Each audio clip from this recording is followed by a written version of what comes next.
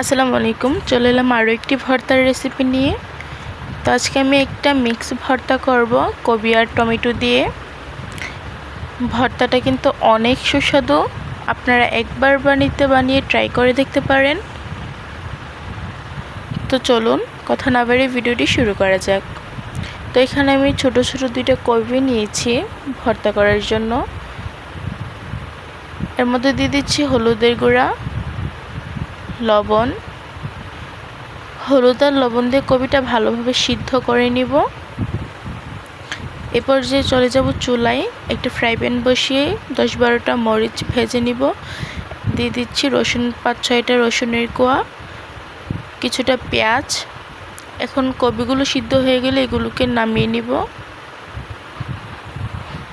এখন একটু হলুদ, একটু লবণ, একটু মরিচের গুঁড়া নিয়ে একটা টমেটো ভালোভাবে মেখে নিব। হলুদ লবণ মেখানো হয়ে গেলে আমি আগে থেকে যে মরিচ পেঁয়াজগুলো ভেজেছিলাম ওই কড়াইটাতে টমেটোগুলো ভেজে নিব। এখানে দিয়ে দিচ্ছি আগে থেকে ভেজে রাখা মরিচ, রসুন, পেঁয়াজ, ধনিয়া পাতা। এখন এগুলোকে আমি হাত দিয়ে ভালোভাবে মেখে নিব। লবণ দেওয়ার কারণে মরিচগুলো ভাঙতে খুব সহজ হয়ে যাবে। এখন এগুলোকে ভালোভাবে হাত দিয়ে মেখে নিব। তারপর দিয়ে দিব কিছু কাঁচা পেঁয়াজ কুচি আর সরিষা তেল। সরিষা তেল ছাড়া তো ভর্তাই ইম্পসিবল। সরিষা তেল দিলে ঘ্রাণটা জাস্ট ওয়াও। এর মধ্যে দিয়ে দিচ্ছি টমেটো হাত দিয়ে ভালোভাবে মেখে দিয়ে দিব আমার কবিগুলো।